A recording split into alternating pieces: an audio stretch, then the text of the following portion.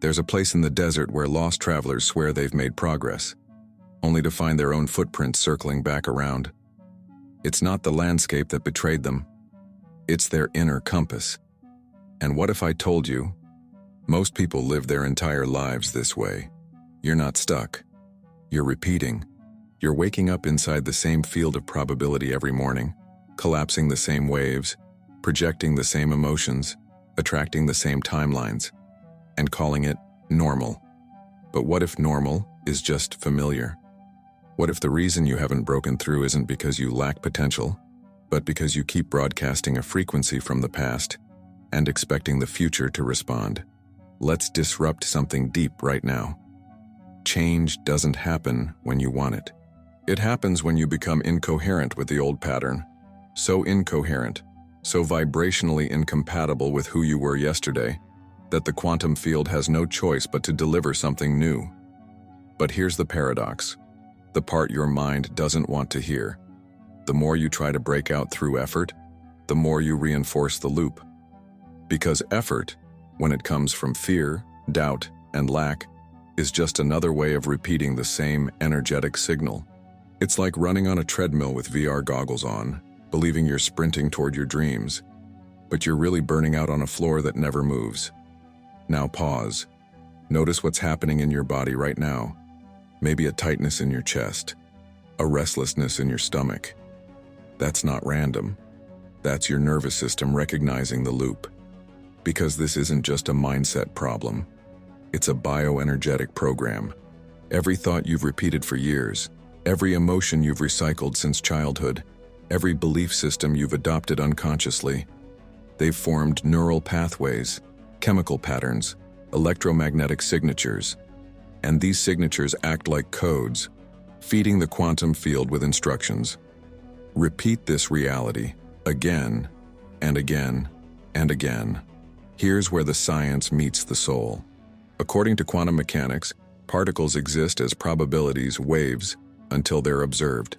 The moment we observe them, we collapse the wave into one single outcome. Now imagine you're observing your life, not through pure awareness, but through filters of fear, memory, trauma, and identity. What kind of wave do you think you're collapsing every single day? Exactly the same one.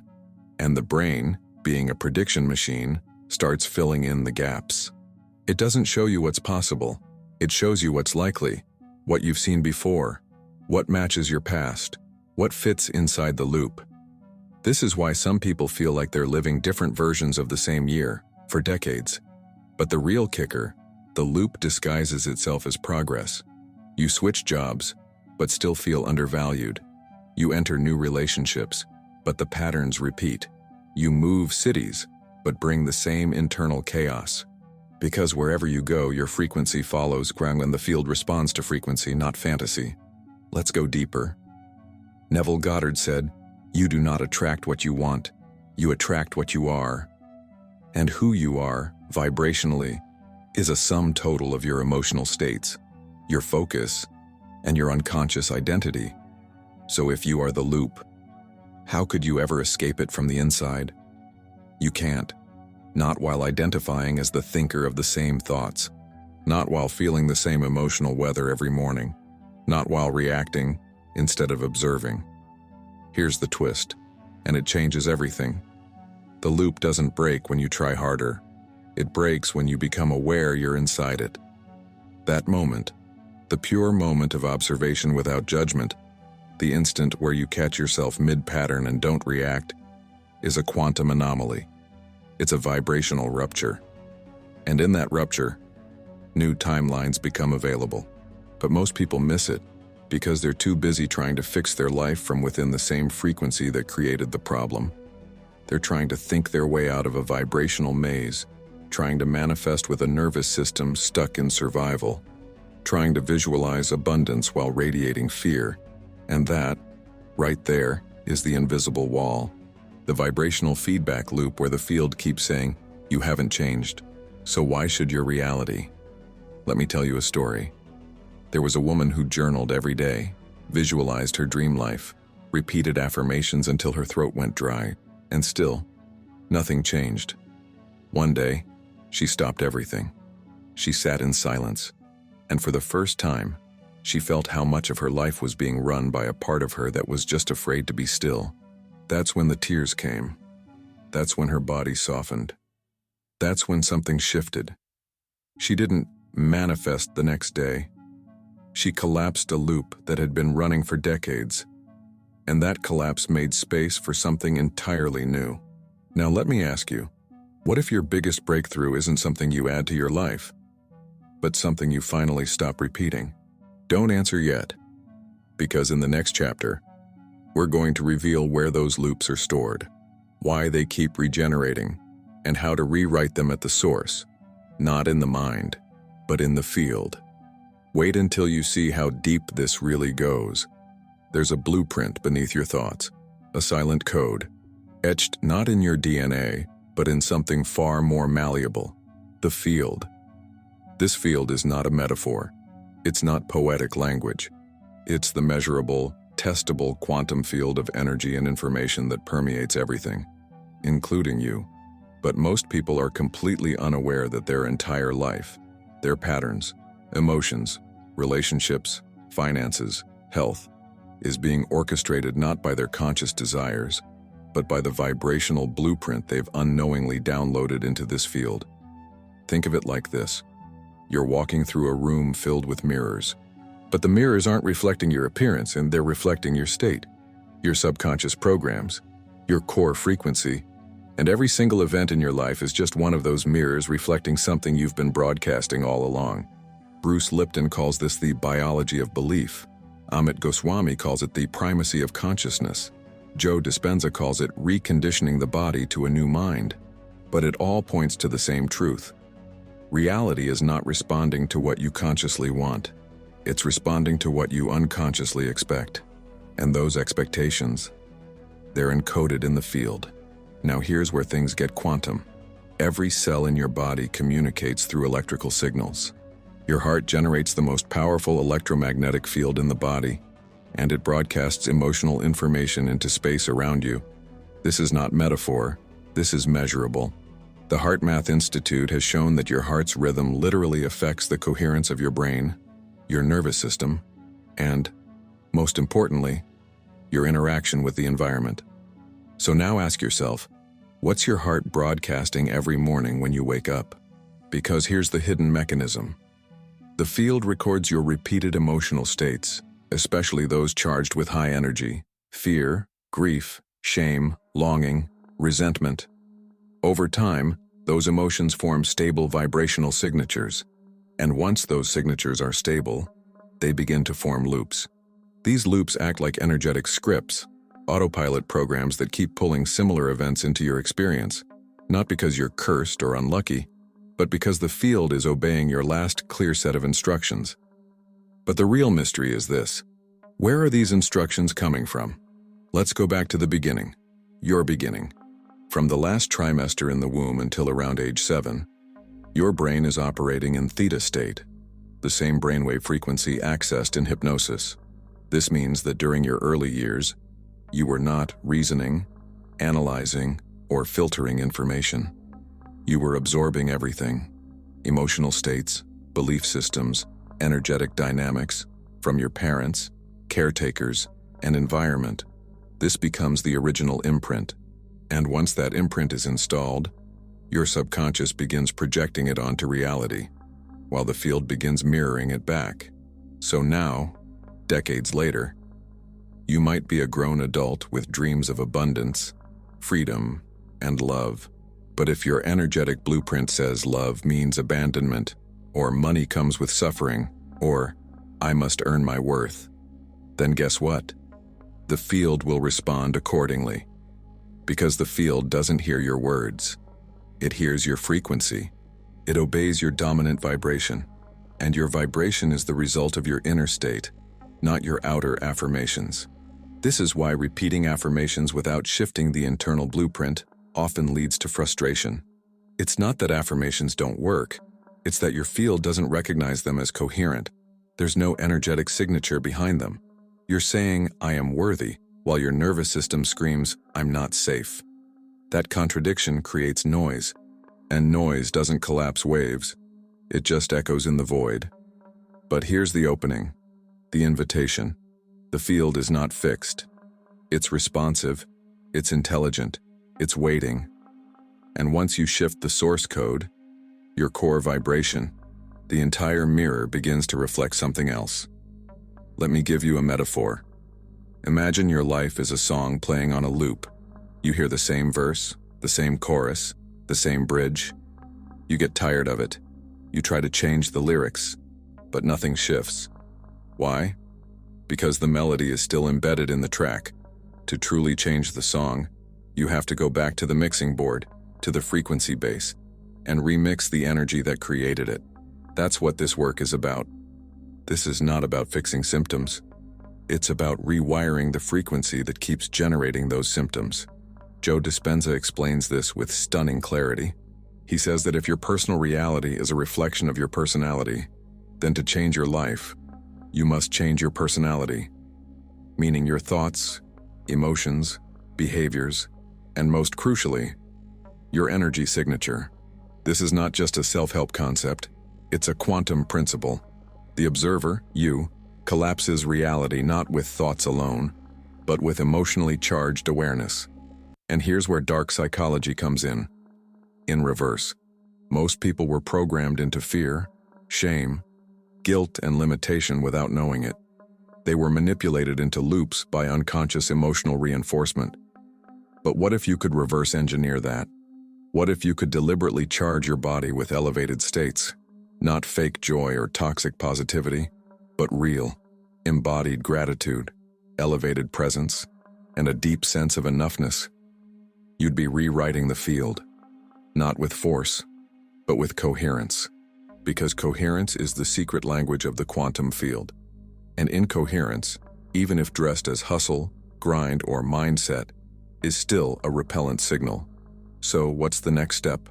In the next chapter, we'll go deeper into the observer effect, how your very attention determines what manifests, and how observing through the lens of old trauma keeps collapsing the same version of reality. But what if there was a way to observe differently? To tune your attention like a laser and collapse new potential into form? It's not only possible, and it's scientific, and it's coming next. What you observe becomes real. But not because reality is waiting for you to look at it.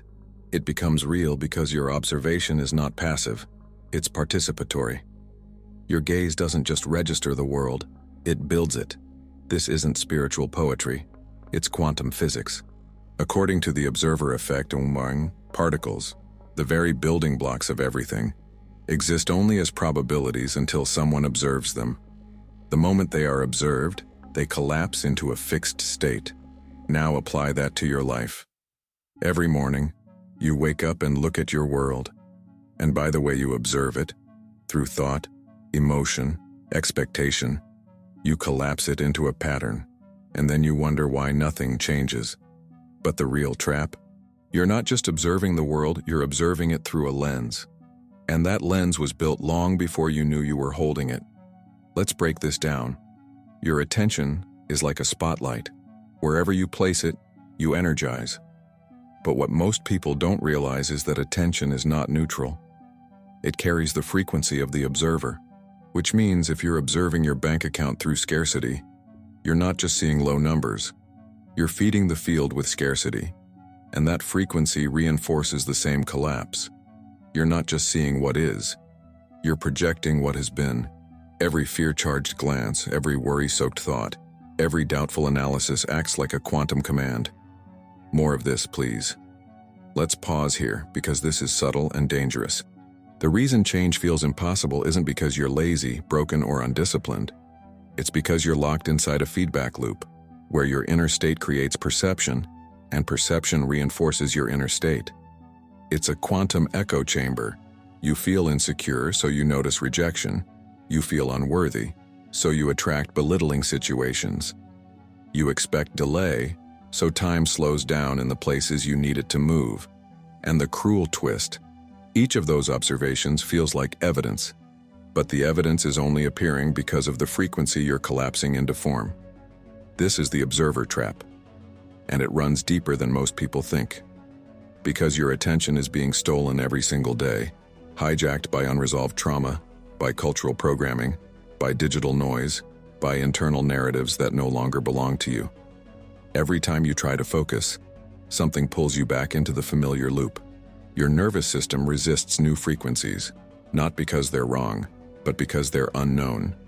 And the unknown, to the survival brain, feels like death. This is why you can visualize something new and still collapse something old, because the attention might be forward, but the frequency is still backward. Let's use a metaphor.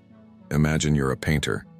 Each morning you arrive at your canvas with fresh brushes, new colors, and a vision of something breathtaking. But there's a fogged glass in front of the canvas, and you don't realize that your hands are tracing the same old outlines, day after day, because that's all you can see. The fog is your subconscious. The outline is your vibrational history. And the painting, it's your life, stuck in repetition. Now here's the key insight. Your attention is not just a spotlight. It's a scalpel. Where you place it, and how, literally carves the wave of infinite probability into one finite result. Which leads us to a powerful truth. If you want to collapse a new reality, you can't just change what you look at. You have to change how you're looking, and from where you're looking. Joe Dispenza teaches that when your attention is rooted in survival, in the lower centers of fight, flight, control, and predict, then your focus becomes narrow. You scan for threats. You seek certainty. You collapse the safest, most familiar version of the world, which just so happens to be the version you've already lived. But when you move your attention into the heart, into coherence, into the observer beyond identity, you open the lens. You begin to see what else is possible. You stop collapsing the same predictable outcomes and start attracting the unexpected. Not through effort, through elevated observation. Let's be clear. The field doesn't give you what you look at. It gives you what you become while you're looking. If you become lack, it reflects scarcity. If you become fear, it reflects limitation. But if you become gratitude, the feeling of already having, it reflects the match. You've heard the phrase, what you focus on expands, but that's incomplete. What you focus on, with emotional coherence, manifests, which means your real work is not controlling what shows up. It's controlling how you show up as the observer. This is where spiritual practice meets scientific method. This is why meditation, breathwork, presence, and elevated emotion are not self-care routines. They're quantum tools.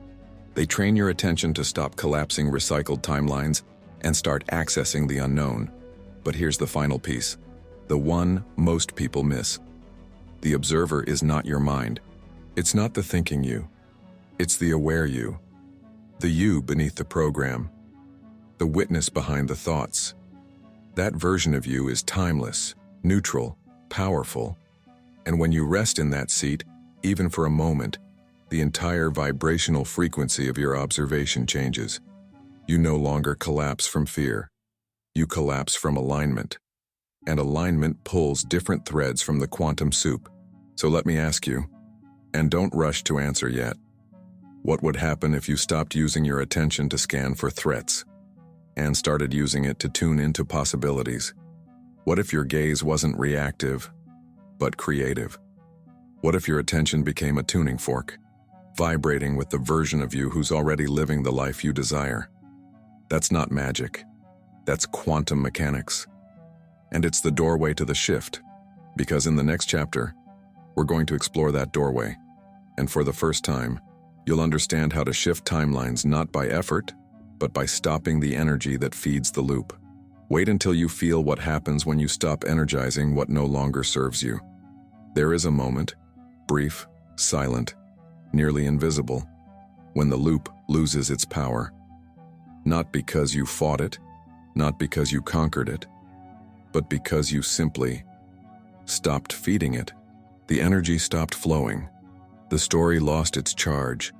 And in that precise instant, something ancient begins to unravel, like a frequency finally breaking apart under the pressure of your awareness. Every loop you've ever lived has one thing in common. It needs your energy to survive. It needs your reaction, your agreement, your identification. Without that, It collapses. Not overnight, not always dramatically, but subtly, like a thread pulled loose in a tightly wound knot. And here's the truth no one told you growing up. You are not trapped in your life. You are entangled with it. And entanglement, as quantum physics shows us, can be altered when coherence shifts. Let's break this down through vibration. Every thought, every emotion, every reaction emits a measurable frequency. When that frequency is repeated over time, it becomes a field pattern, like grooves in a vinyl record. The needle, your consciousness, drops into that groove and plays the same song over and over. But here's the secret. You are not the needle. You are the hand that holds it. The moment you stop reacting, the needle lifts, the groove loses momentum, and the timeline that was being reinforced begins to fade. This is how quantum shifts happen, not through force, but through frequency starvation. But the mind resists this idea. It screams, "Do something." And that's exactly how the loop keeps winning. Because doing is not always the answer, especially when it's coming from a place of incoherence. In fact, most doing in the modern world is a distraction from feeling. People don't want to sit with the energy of the loop, so they move and hustle, perform, chase. And in doing so, they re-energize the very pattern they were trying to escape. Let me tell you a story. A man had been trying to manifest a breakthrough for years. New job, financial freedom, peace. He meditated, visualized, made vision boards. Nothing shifted. One night, he had a panic attack. Instead of resisting it, he sat completely still. He did nothing. For the first time, he didn't try to fix his state. He simply allowed it. And in that raw surrender, he stopped feeding the loop of resistance. What followed wasn't fireworks. It was stillness. Then clarity. Then the next day, a completely unexpected phone call changed the direction of his life. Why? Because his signal changed, not by trying to create the future, but by refusing to energize the past. This is the core principle of quantum timeline shifting. When the emotional signal ceases, the quantum match disappears. No signal, no feedback, no loop. Joe Dispenza teaches that elevated emotions, gratitude, love, inspiration, collapse higher order possibilities. But you can't reach those emotions while holding onto a lower frequency loop. You have to let it decompose, and decomposition requires silence, stillness, space, the willingness to not feed what feels familiar. But how do you do that in practice? Start here. Become aware of what triggers you into the loop. The person, the memory, the fear, the thought. Then pause. Drop into your body. Feel the emotion fully. And instead of reacting, breathe. Let the emotion rise without a story, without a fix, without trying to change it. What happens next is subtle, but profound. The emotion loses its story. The story loses its charge. The charge loses its coherence. And suddenly, you're no longer vibrating in alignment with that timeline. It's like changing the channel on an old radio. You don't destroy the old station, you just stop tuning into it.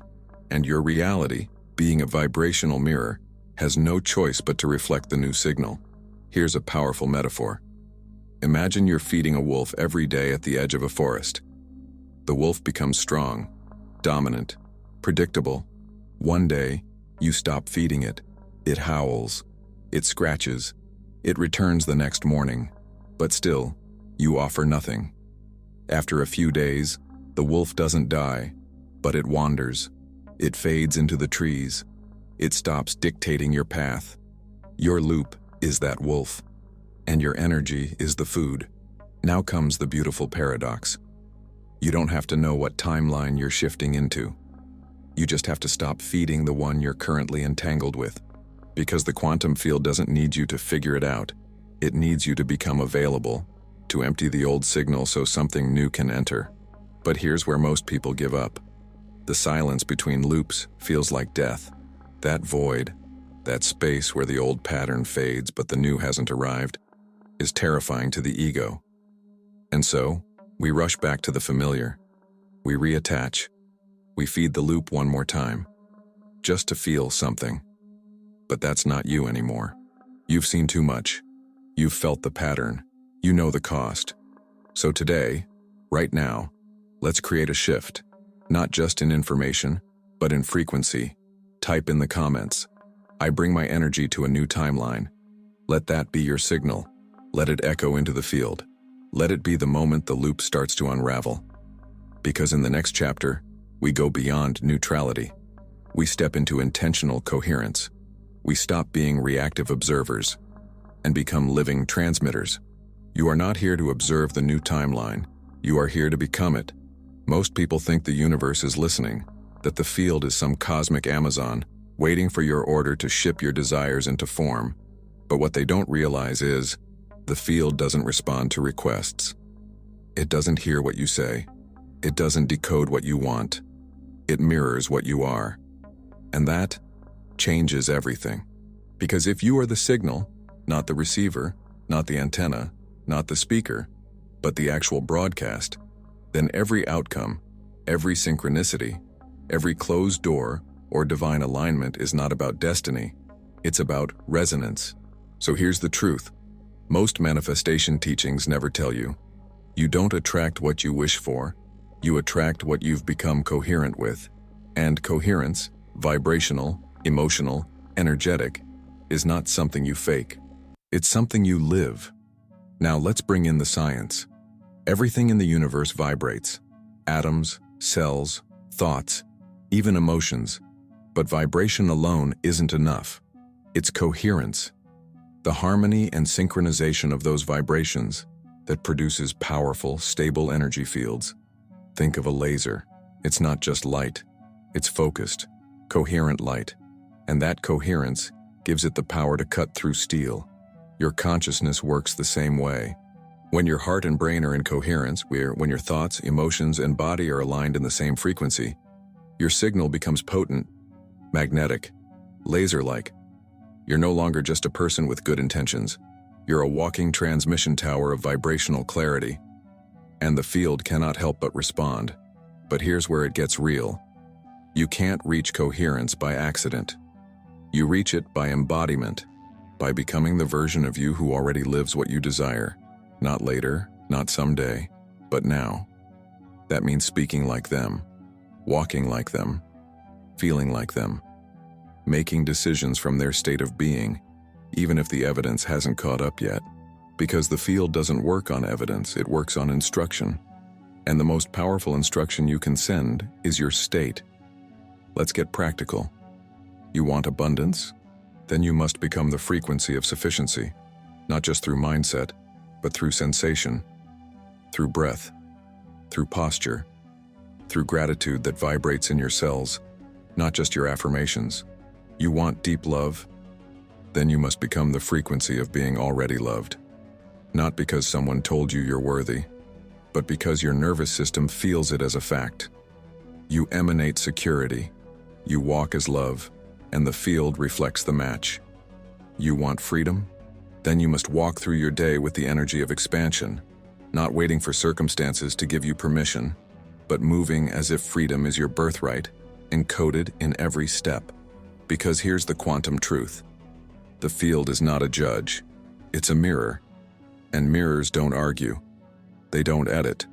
They don't delay. They reflect whatever stands in front of them. So if you're holding back your frequency, waiting for evidence first, you're collapsing the wrong wave. You're activating delay, reinforcing lack, affirming that you don't have it yet, and that gap becomes your reality. But when you collapse time, when you become the frequency first, then time obeys you. Reality begins to bend. You meet people you couldn't plan for. Opportunities arrive without explanation. Doors open without effort. Not because you're lucky, but because you've become coherent with the version of life you asked for. Let's bring in a metaphor. Imagine you're tuning a radio. Each frequency band contains a different song. You can want to hear jazz. You can beg for jazz. You can visualize saxophones and close your eyes and repeat, "Jazz is mine." But unless you dial into 103.7, you're still going to hear static. Or worse, the wrong station. Desire is not enough. Alignment is the dial. And what most people call waiting is actually misalignment. They're sitting on 89.5, hoping for 103.7 to show up. But it can't. Not because the universe is cruel, but because that's not how vibration works. This is where we stop being passive creators.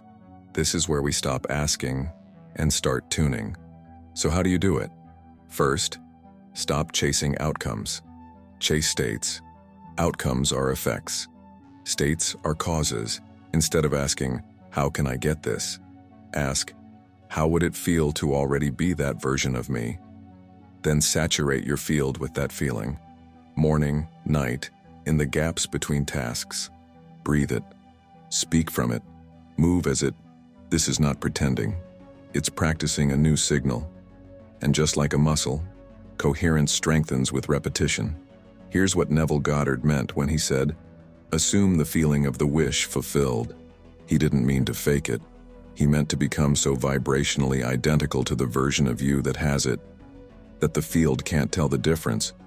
And when the field can't tell the difference, it aligns. Not gradually, instantly. Even if the result takes time to materialize, the shift is already in motion. So now, let me offer a gentle disruption. What if the field is not out there at all? What if you are the field, localized in a body, playing a specific frequency to experience a specific reality? Then the real shift is not external. It's internal alignment with the infinite version of you that already exists, waiting to be tuned in. And that's where we go next. In the final chapter, we'll bring all this together, not as theory, not as concept, but as a lived reality. You'll understand how to stay out of the loop, how to sustain the shift, and how to embody a new quantum identity that the old you can no longer contain. You're not waiting for the signal. You've always been the signal. There's a moment in every shift, a silent crossroads, where you face the ultimate test. Will you collapse back into the known, or expand into the unknown? Because here's the most difficult truth about transformation. Your old loop is not just a pattern, it's an identity, and letting go of it means letting go of who you thought you were. That's why most people relapse. Not because they don't want the new reality, but because they don't know how to live without the old one. The pain was familiar, the chaos was predictable, the survival strategies were rehearsed. Even suffering has a strange comfort when you've made it part of your personality. But here's what the quantum field invites us to understand and live. You don't need to fix the old identity. You need to dissolve your resonance with it. And that only happens through embodiment. Sustained embodiment, not just tuning into a higher frequency for a few minutes in meditation, but living from it, speaking from it, making decisions as if you were already inside the new timeline. Because in truth, you are. The shift is already happening. The new self has already broadcast its signal. The question is, will you stabilize that frequency long enough for reality to reorganize around it? Because the loop, that old, sticky, seductive version of life, will keep calling you back. It will whisper your name in moments of doubt. It will dress up in urgency, in logic, in old desires disguised as new needs. And if you're not grounded in your new identity, you'll answer the call. You'll return to the past, thinking you're being practical, when in truth, you're just collapsing a familiar wave. But you don't have to go back. Because once you've touched coherence, once your body knows how freedom feels, how power moves, how peace breathes, it's almost impossible to pretend you don't know. You've already rewritten the frequency. The signal has changed, and the field remembers. This is the quantum exit. Not an escape, not a fight, but a transcendence, a shift in resonance, from the vibration of reaction to the vibration of creation. It's what Neville Goddard meant when he said, change your conception of yourself and you will automatically change the world in which you live. He wasn't speaking metaphorically. He was articulating a quantum fact. When your internal signature no longer matches your old world, the old world dissolves. Not because it's punished, but because it's no longer entangled with you. So how do you stay out of the loop for good? You stay out by remembering that you are the field. You are not in the field hoping it gives you something. You are the embodied extension of pure potential. And your state, your attention, your coherence, your choices are the tools of reality design. You stay out by choosing the unknown again and again, not as risk, but as home. By allowing discomfort without collapsing into it. By leading with gratitude, even when your senses scream for evidence. By understanding that spiritual maturity means not needing proof to become the proof. You stay out by making the inner state non-negotiable. By anchoring into breath, into presence, into awareness, when the loop tries to pull you in. And most of all, by never negotiating your frequency for the comfort of your past self. Because the quantum field doesn't respond to effort. It responds to embodied truth. And your truth is not small. Your truth is not repetitive. Your truth is not a loop. It's a signal, calling reality into coherence with the masterpiece you're now living. And if you felt the shift during this journey, even for a moment, then you already know. There's no going back. Only inward, only deeper, only higher. Now, if this resonated with you, and you're ready to not just understand but fully embody this new way of being, I want to offer something that's helped many take this transformation from concept to lived experience. It's an ebook called Awaken Your Quantum Power. It's a tool, a next step, a deeper activation of everything you've just experienced here. Inside, you'll explore how to structure your day, your energy, your decisions around quantum embodiment, with powerful practices to align, stabilize, and expand your signal. The link is in the pinned comment below. You'll know if it's for you, because your frequency will tell you. And remember this, you are not manifesting a new reality. You are remembering who you are in the field, and collapsing everything that doesn't belong in your next timeline. Welcome to the shift, and we're just getting started.